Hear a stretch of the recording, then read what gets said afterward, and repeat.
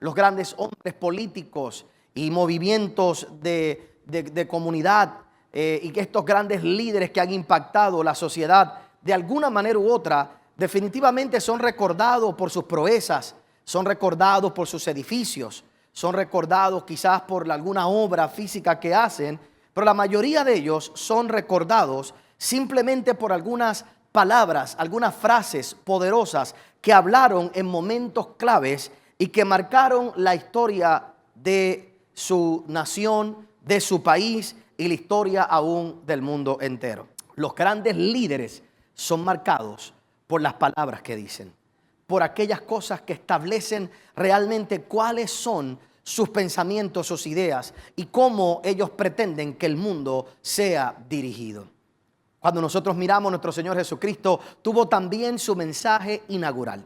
Nuestro Señor Jesucristo un día comenzó en el libro de Mateo capítulo 5 a hablar y a predicar lo que se puede considerar el mensaje más largo que Él predicara. Y es en esas palabras donde Él encapsula todo lo que era la intención del corazón de Dios para que todos nosotros pudiéramos dirigir nuestras vidas en el día de hoy.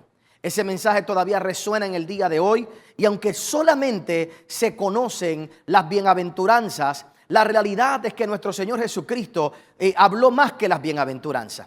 Mateo capítulo 5, el verso 1 al verso 12 son simplemente las palabras de inicio. Luego de ahí nuestro Señor Jesucristo comenzó a hablar y a explicar muchas cosas más, cada una con el propósito, como te voy a mostrar en unos momentos, de cuidar el alma de todos aquellos que le estaban siguiendo. En el libro de Mateo capítulo 5, el verso 1 al verso 12 dice así: viendo la multitud, subió al monte y sentándose vinieron a él sus discípulos y abriendo su boca les enseñaba diciendo: bienaventurados los pobres en espíritu, porque de ellos es el reino de los cielos. Bienaventurados los que lloran, porque ellos recibirán consolación. Bienaventurados los mansos, porque ellos recibirán la tierra por heredad. Bienaventurados los que tienen hambre y sed de justicia, porque ellos serán saciados. Bienaventurados los misericordiosos, porque ellos alcanzarán misericordia. Bienaventurados los limpios de corazón, porque ellos verán a Dios. Bienaventurados los pacificadores, porque ellos serán llamados hijos de Dios. Bienaventurados los que padecen persecución por causa de la justicia, porque de ellos es el reino de los cielos. Bienaventurados sois cuando por mi causa os vituperen y os persigan y digan toda clase de mal contra vosotros, mintiendo. Gozaos y alegraos, porque vuestro galardón es grande en los cielos, porque así persiguieron a los profetas que fueron antes de vosotros.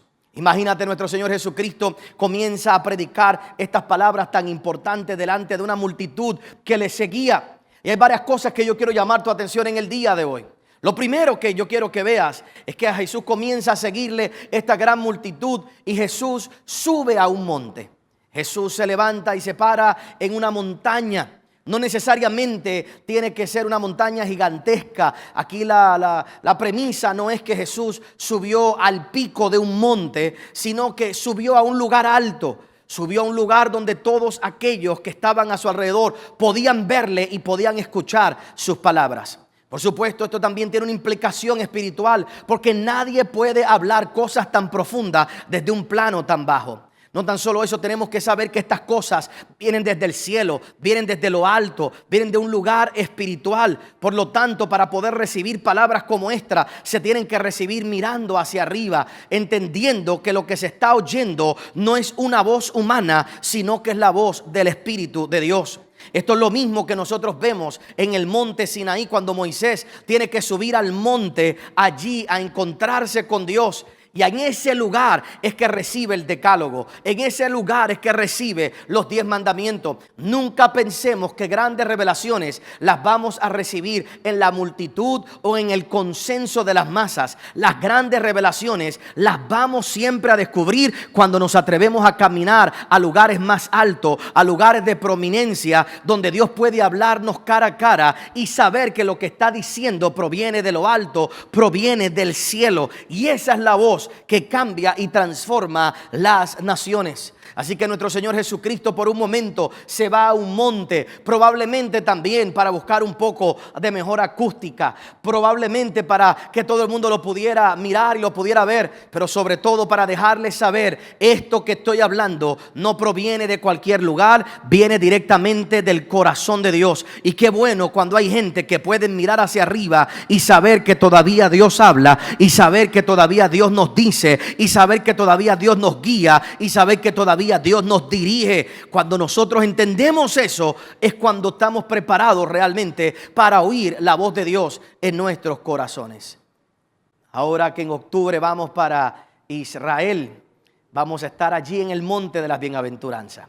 Y aunque no podemos decir que el lugar donde vamos a estar, en ese lugar fue que Jesús se paró específicamente, sí fue en esa región, fue en alguno de esos montes, fue en alguno de esos lugares donde Jesús se paró y comenzó a hablarle a toda la multitud que le seguía en aquella ocasión.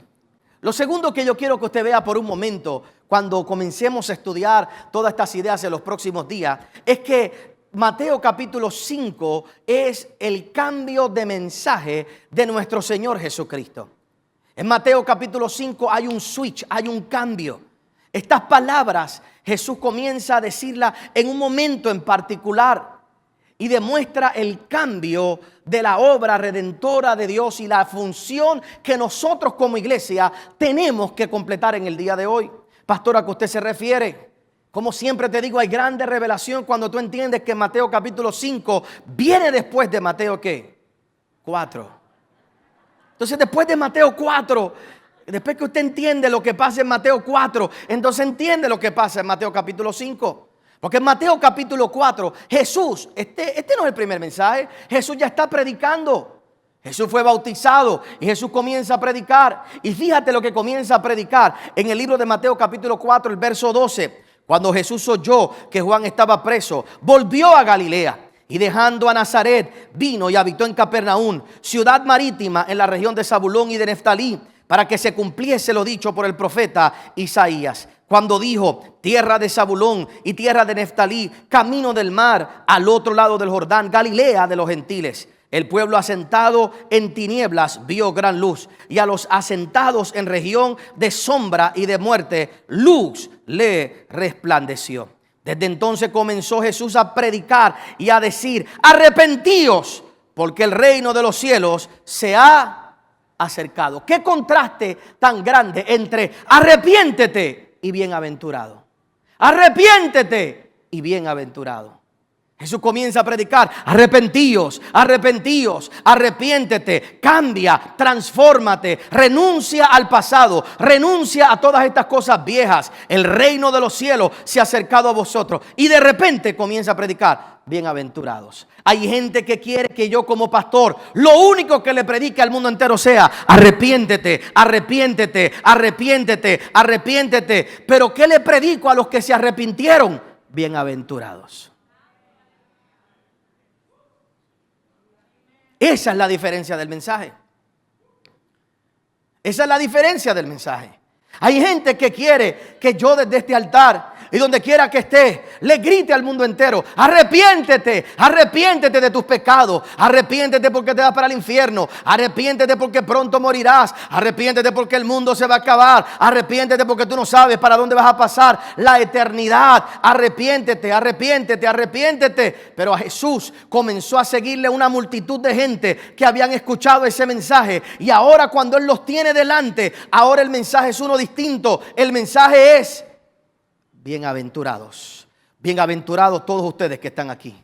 Bienaventurados todos los que me siguen. Bienaventurados los que han seguido mi camino. Bienaventurados los que me siguen en este monte. Bienaventurados los que dejan todas las cosas a un lado para seguirme a mí. Bienaventurados. Y comienza ahora a hablarle al alma del creyente. Ahí es donde yo quiero llevarte por unos momentos. Porque si tú sigues leyendo Mateo capítulo 4, lo que ocurre en Mateo capítulo 4, después de estos versos que yo te acabo de mencionar, es que nos muestra cómo los discípulos comenzaron a dejar todas sus cosas por seguir a Cristo, por seguir al Señor. En Mateo capítulo 4, en esos próximos versos se nos dice cómo Zebedeo, cómo Pedro, cómo Juan, cómo toda esta gente dejaron sus barcas, cómo dejaron todo lo que tenían y comenzaron a seguir al Maestro, comenzaron a seguir a Cristo, comenzaron a seguirle a Él. Y de repente Jesús, mira, dice la Biblia en Mateo capítulo 4 que la fama de Jesús se difundía por todo lugar. Y Jesús comienza a ver toda la gente que le seguía y comienza a ver toda la gente que está detrás de él. Y ahora llega un momento y cuando Jesús los mira, se da cuenta que esta gente necesitaba ahora otro mensaje. Porque en aquellos tiempos arrepentirse no era tan solo confesar tus pecados. Arrepentirte en aquellos tiempos era dejarlo todo, era abandonarlo todo, era abandonar tu familia, era que tu familia te daba por muerto, era que tú renunciabas a tu vieja religión y ahora te quedabas sin padre, sin madre, sin amigos, sin nada. Y ahora esta gente que tomó esa decisión de seguir a Cristo, de repente se encuentra en un lugar donde están en un vacío. ¿Y ahora qué? Lo que nos pasa a muchos de nosotros, lo que mucha gente no resiste. Yo te puedo predicar aquí, arrepiéntete. Y te digo, arrepentíos. Y de momento el Espíritu Santo te convence. Y tú te das cuenta que necesitas una nueva vida. Y ese día decides, voy a dejar mis viejas amistades. Voy a dejar mis viejos amigos. Voy a dejar de salir para donde salía antes. Y de repente te encuentras un viernes en la noche solo en la casa. Y no sabes qué vas a hacer. Porque no tienes a quién llamar. No tienes con quién salir. Porque sabes que si vuelves con las viejas amistades, vuelves al viejo camino. Pero ahora te quedaste en la ¿qué? En la nada. Ahora, de repente, ¿qué haces? Es como que te quedas en un vacío. Y tiene que haber un mensaje que llene el alma, explicándote la decisión que has tomado y ayudándote a dirigirte en la nueva vida que has decidido tener. Ese es el mensaje de Jesús. Ese es el mensaje. Y eso es lo que a veces muchos cristianos no entienden. Yo sé que me critican porque quizás, pero es que usted le llena la cabeza de fe. Es que usted le llena el corazón de mucha esperanza. Es que usted le habla de tantas cosas prácticas, de tantas cosas que quizás en otros lugares, en otras iglesias no se hablan. Sí, porque después que tú te arrepentiste y dejaste el mundo, se queda un vacío que si no lo sabes llenar con la palabra de Dios y no sabes lo que te va a ocurrir, no sabes lo que te va a suceder, no te das cuenta que te van a perseguir, no te das cuenta que van a hablar mal de ti, no te das cuenta que vas a tener que renunciar a muchas cosas, entonces te quedarás en un vacío emocional, en un vacío espiritual que traerá angustia a tu alma y a tu mente. Y por eso no tan solo puede ser arrepentíos, es arrepentíos, arrepentíos. Ya que estás aquí, bienaventurado. Pero déjame explicarte en qué tú eres bienaventurado. Déjame explicarte en la nueva posición en la que tú estás. Porque estás entrando en una vida muy diferente a la que tú estás acostumbrado.